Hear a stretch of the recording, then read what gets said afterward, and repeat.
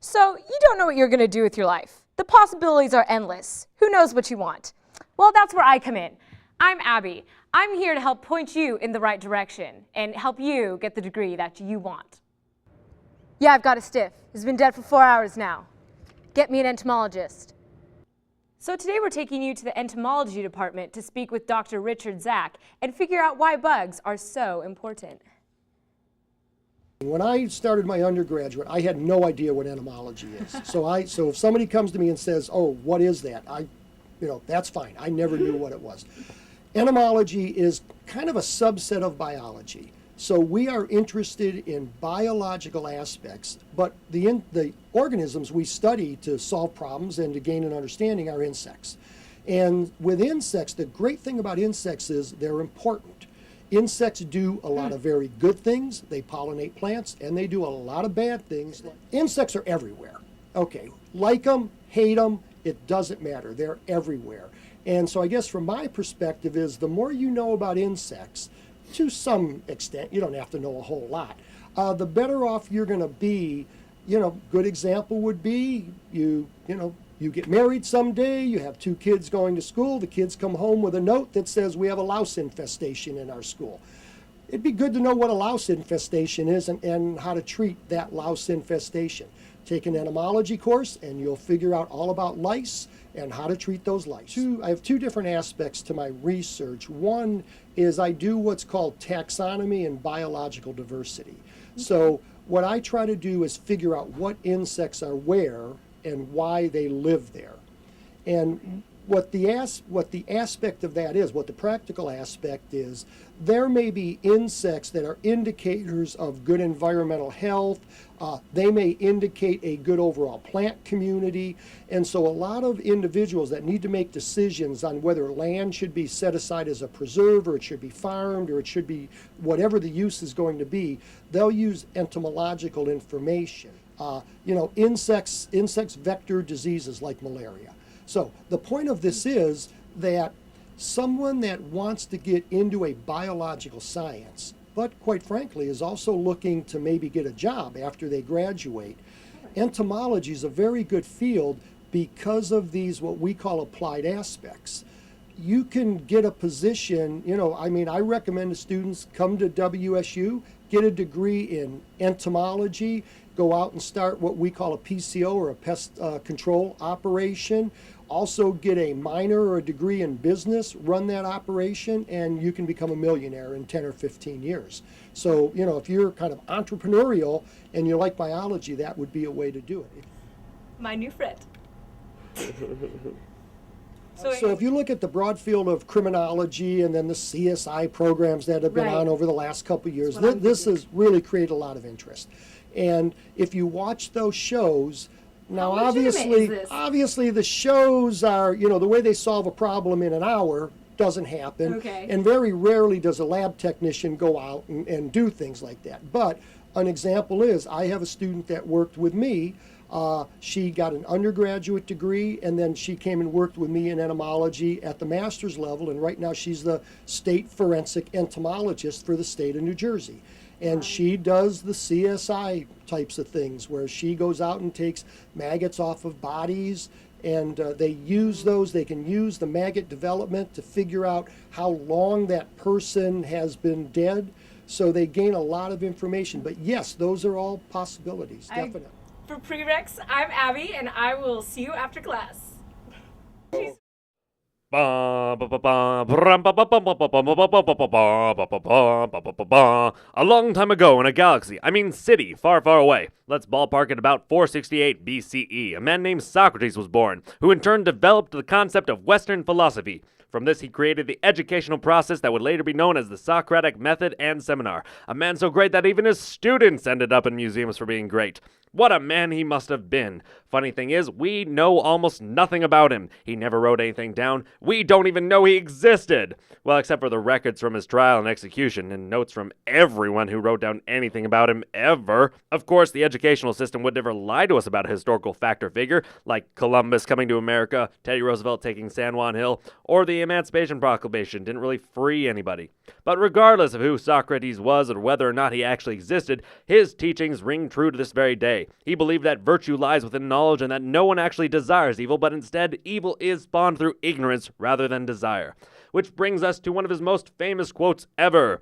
I only know that I know nothing. Yeah, he really lived and died by that knowledge is virtue thing, so the next time you show your grades to your parents, quote Socrates, because nothing says money well spent like saying you learned how to know nothing. Socrates was always searching for the answers of what is wisdom and what is beauty, so he'd go around and ask people for their opinions. The problem is, Socrates would always point out the flaws in their arguments. Basically, if Socrates was on Facebook, he would be the ultimate troll and initiate a lot of flame wars. Anywho, this leads to Socrates pissing off a couple people. A lot of people. Like all of Facebook. Athens. But even after royally taking off the greater population, he still had a massive following to his teachings, which he did for free, I might add. Isn't it ironic that Socrates believed in free education, yet we pay thousands of dollars to be taught just how to interpret Socrates? But like any good college, he was put on trial for corrupting the youth and denying the existence of the gods. While in court, Socrates was given the option to propose an alternative to the death penalty. Obviously, for his alternative punishment, Socrates said he wanted free pie. No, seriously, he said he should be fed for life and live in town hall as a public benefactor. Now, whether or not he thought he was kidding about it, apparently nobody got the joke, and subsequently sentenced him to death. But seeing as his execution was scheduled during a religious holiday, he was imprisoned for an additional month, where his friends and family could come see him anytime and he totally could have escaped. Actually, even the government was willing to look the other way, but Socrates was a lazy bum. A moralistic man. Yeah, that sounds about right, and he told them to go stuff themselves, because he knew it would be a shame on them to kill such an important man.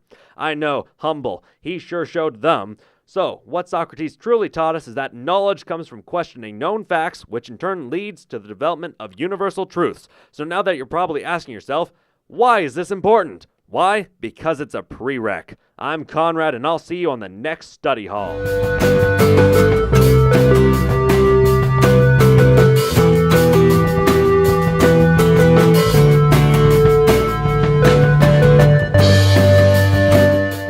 Alright, so here's the scenario. You wake up late, you only have 3 minutes before the bus comes, and you want breakfast?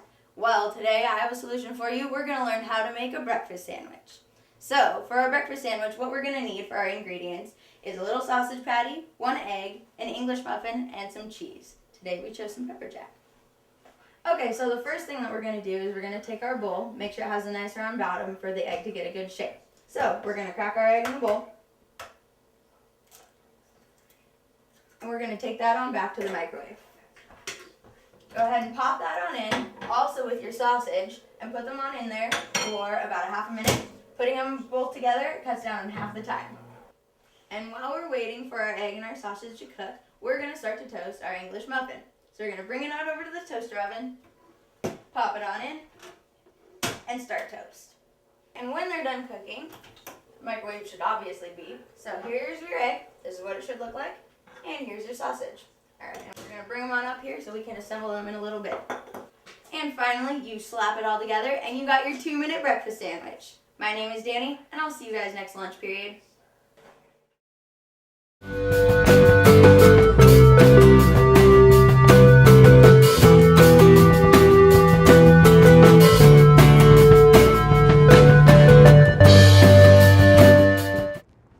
Kendricken, and it's time for recess.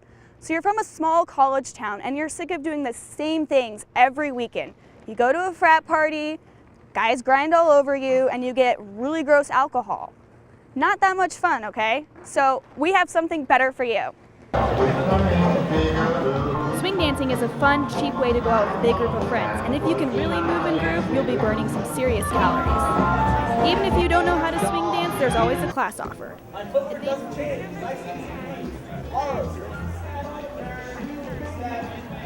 Advanced dancers can choose from a variety of dance styles, and the public loves dancing. Bars, and this is the best way to meet people outside of classes. It forces you to talk to people. It's kind of nice. I come to swing dancing because it's A, super awesome, and B, it's so much fun, and it's just such a complete break from school.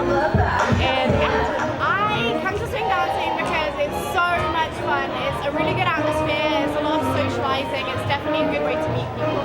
I come swing dancing every single week because I absolutely love it. The people are fun, the music is fun, it's a good cardio workout, so I come every week. I would say that it's just so much fun and you make so many new friends and it's really not hard to learn, so just get out and do it. The social aspect, I think it's such a good way to meet people, like doing one of history's great traditional social dances, and yeah, it's a load of fun and it's a good way to exercise if you don't like running. You can dance in pairs or groups, like the Shim Sham.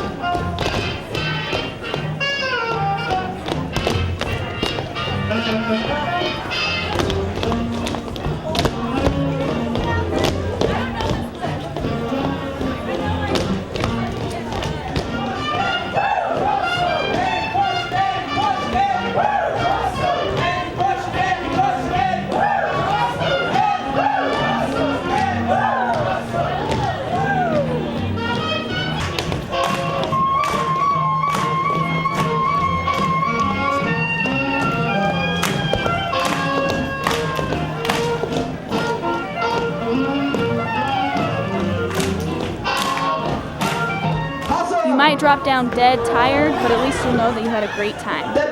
That's it for recess. See you next time out on the schoolyard.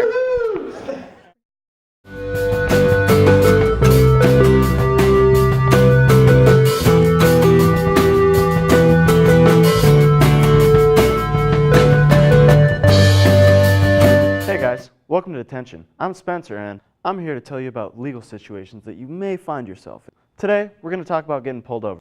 Whoop whoop. And what you can do to make this experience go smoother. Luckily, we talked to Lieutenant Hintz, who unfortunately knows me on a first-name basis. Many times the officer has made his decision or her decision before they come up to the car whether or not they're going to issue a ticket or not.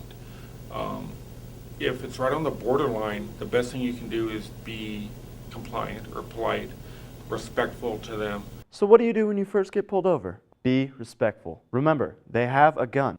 They have a taser. They have pepper spray. Did I mention they have a gun? Somewhat remorseful if you really understand the violation that you committed. If there's a good reason for it, that works as well. I mean, they will ask, is there a reason that you've committed the violation? And just be honest with them. If you're going to get a break, that's what's going to get you the break. Don't lie. It's like lying to Santa. He knows. They are trained to be lie detectors. Now, if you excuse me, I have to go write on the whiteboard 100 times. Something about not parking my truck on the football stadium or something like that.